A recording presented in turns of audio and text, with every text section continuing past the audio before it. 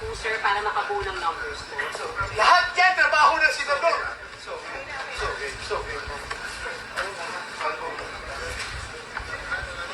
The worst government. Mr. President, sir, alam ko wala kang personal na galit sa akin. Alam ko yan. Wala kang personal na galit sa akin. Sana naman, bilang ama ng ating bansa, alagaan mo yung mga anak. Kami, yung mga anak. Alagaan mo lahat ng Pilipino. Sana, yung role of the government is to take care of its people. Sana alagaan mo kami. Huwag mo kami ibigay doon sa mga dayuhan. Dapat iusap mo sa kanya. I've said, hindi lang para sa akin, kundi sa lahat ng Pilipino. Huwag niyo po ipagkanulo ang inyong kapwa Pilipino sa mga banyaga.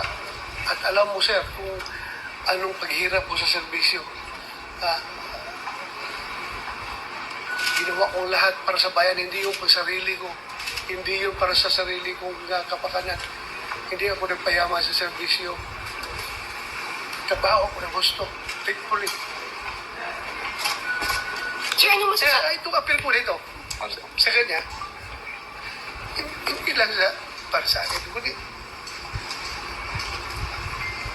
ano na rin siya, lahat ng mga Pilipino na malagay sa ganitong sitwasyon. Hindi natin alam. Pagdating ng araw, ikaw rin, Mr. President, haharap sa ganitong sitwasyon. Ikaw rin, Mr. President, ang pagkaproblema na ganito, mamalaman mo. You will feel what I feel right